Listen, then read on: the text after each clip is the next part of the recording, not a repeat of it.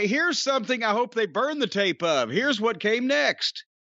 The New Day and the Street Profits. First of all, this was for what? Was this for one tag title or both tag titles, or somebody had one of the tag titles? I think it was the two champions non-title. Okay, well, there you go. There are a lot of belts. Everybody's got a title here. 2 heavyweight champions, 2 tag team champions, 2 women's champion, women's tag team champion, U.S. champion, intercontinental champion.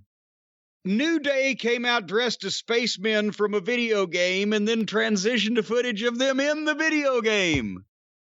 And then they go to the Street Profits interview in the backstage area where one guy started repeating over and over, turn me up, turn me up. So I turned him down.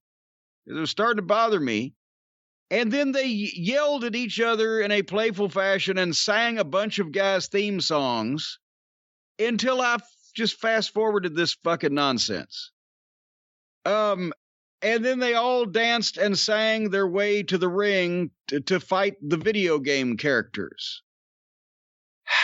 And this is what I wrote. This better grab me quick.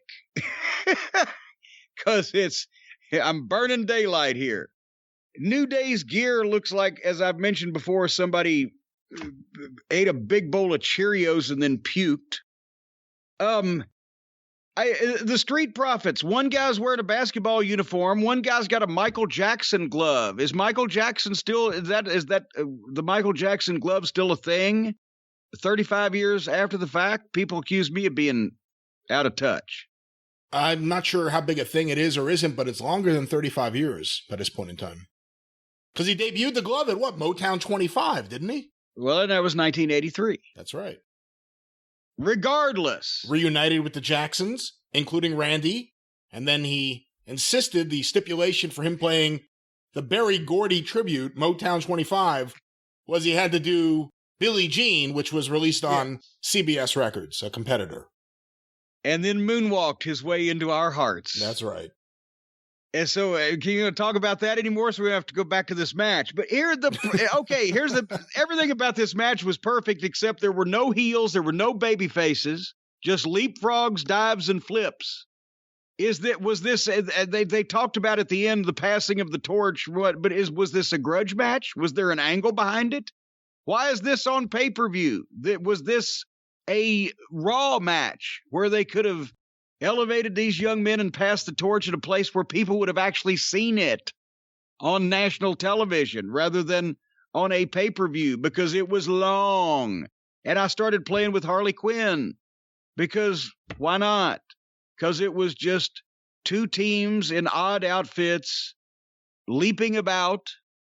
And nobody to cheer for or particularly cheer against. And then finally, Street Profits, their finishing move, the super blockbuster off the Doomsday Device position. They beat Woods, so they beat New Day, who I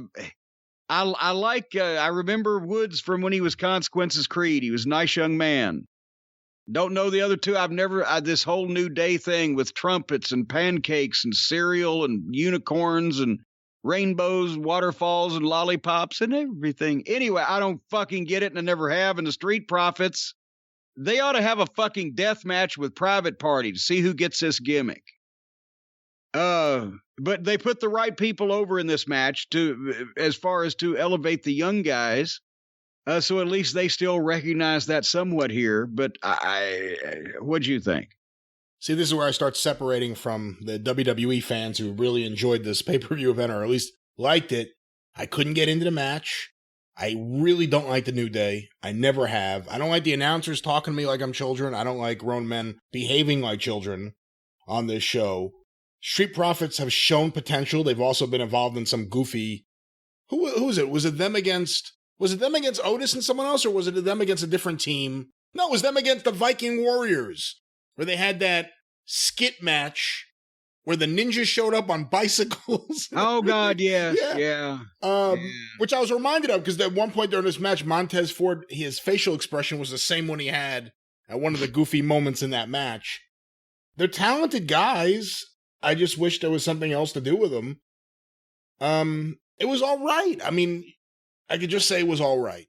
It wasn't the most offensive thing on the show. It wasn't the greatest thing I've seen.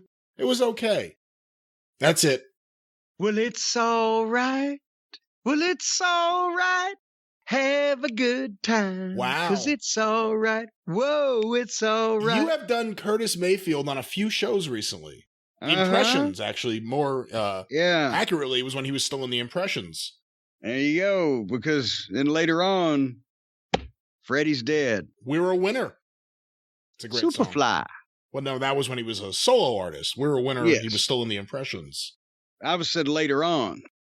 Then there. Anyway, if we're trying to talk about anything else, hey, let's go back from Curtis Mayfield to Sami Zayn, from Superfly to El Generico.